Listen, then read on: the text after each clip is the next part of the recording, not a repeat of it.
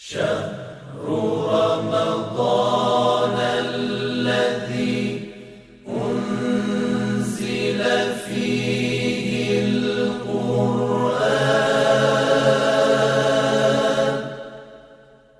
هدى للناس وبينات من الهدى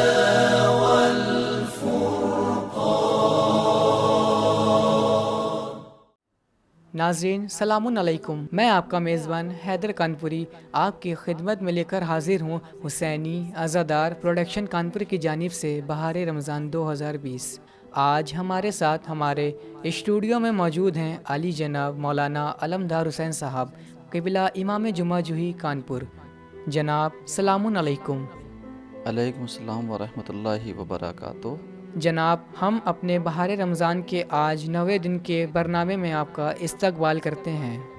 جناب آپ ہمارے ناظرین کو 9ویں دن کے روزے کا ترجمہ اور تفسیر بتلائیں۔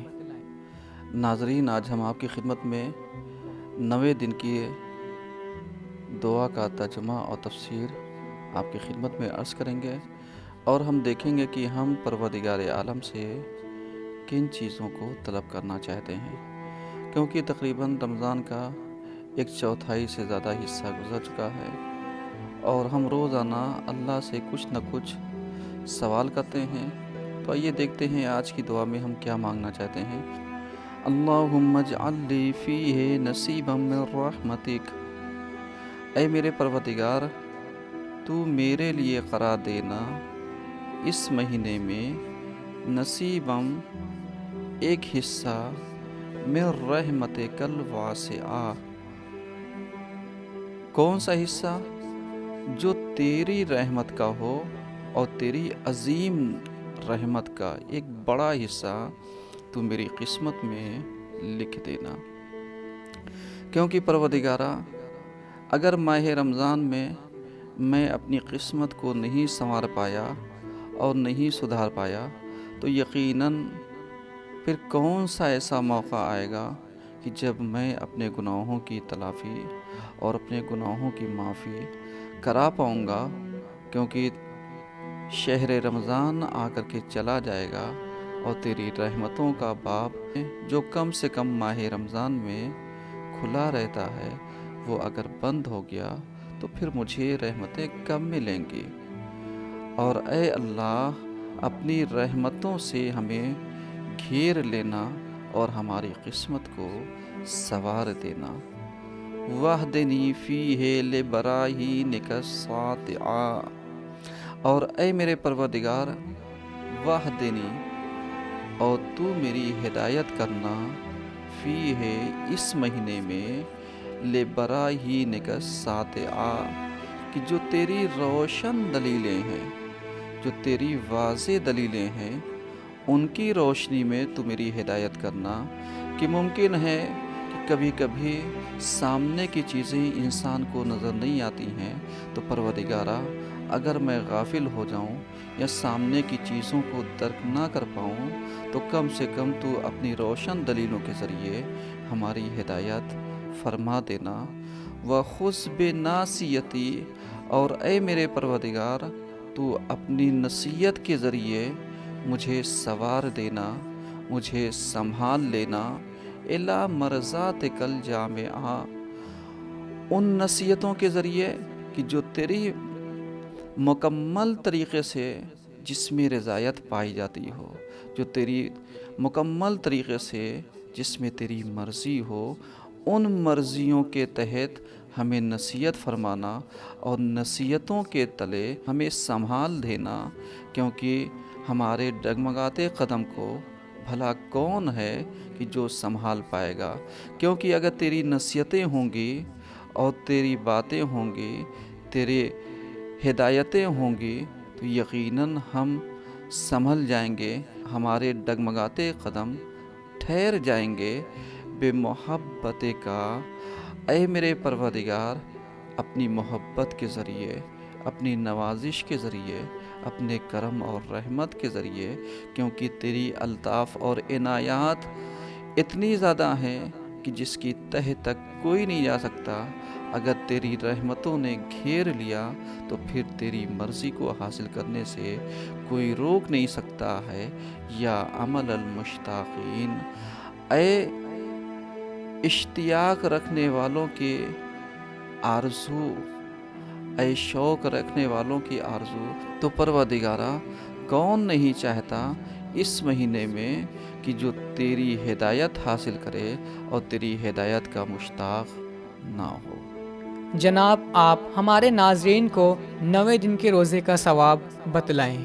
ناظرین، آج ہم آپ کی خدمت میں 90 روزے کا ثواب عرض کریں گے تاکہ جو لوگ روزہ رکھ رہے ہیں انہیں پتہ چلے کہ کتنی رحمتوں نے انہیں گھیر رکھا ہے اور اللہ کی طرف سے کتنے انعام اور اکرام ان کے منتظر ہیں۔ تو رسول خدا صلی اللہ علیہ وآلہ وسلم ارشاد فرماتے ہیں، خداوند عالم 90 دن تم کو 1000 علماء، 1000 معتکفین یعنی اعتکاف کرنے والے، اعتکاف میں رہنے والے اور 1000 فوجیوں کا اجر اور ثواب عطا فرمائے گا۔ تو یقیناً 1000 علماء، عالم کی فضیلت اتنی ہے کہ اگر عالم باعمل ہے تو اس کا سونا جاہل کی عبادت سے بہتر ہے۔ اور معتکفین وہ لوگ ہوتے ہیں جو صرف اور صرف اللہ کے لیے مسجدوں میں چند دن کا قیام کرتے ہیں اور اس میں عبادات کو بجا لاتے ہیں۔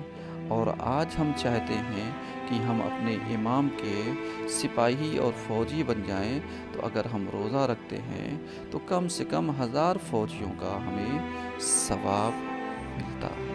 جناب آج ہمارے پاس چند سوالات آئے ہیں، آپ ان سوالوں کا جواب ہمارے ناظرین کو دیجیے۔ جناب ہمارا پہلا سوال، اگر ہمارے ہاتھوں سے قرآن گر جاتی ہے تو اس کا صدقہ ہم کس طریقے سے نکالیں گے؟ آپ اس سوال کا جواب ہمارے ناظرین کو دیجیے۔ پہلا سوال، اگر کسی کے ہاتھ سے قرآن گر گیا ہو تو کیا کرنا چاہیے؟ تو عرض کرتے چلیں کہ اگر انجانے میں یا خطا سے قرآن گر گیا ہے تو آپ استغفار کیجئے، توبہ کیجئے اور اگر ہو سکے تو صدقہ دیجئے۔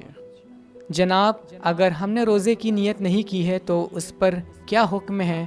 آپ ہمارے ناظرین کو اس سوال کا جواب دیجیے۔ آپ کا سوال جو تھا ظاہراً اس کا جواب دیا جا چکا ہے، لیکن پھر ہم عرض کرتے چلیں کہ اگر کوئی انسان سحری کر لیتا ہے اور نیت کرنے میں ٹال مٹول کرتا ہے تو یقیناً اگر اتنی تاخیر ہو جاتی ہے کہ ظہر کا وقت ہو جائے تو اسے چاہیے کہ اس دن کا روزہ بھی پورا رکھے گا اور اس روزے کی قضا بھی کرے گا۔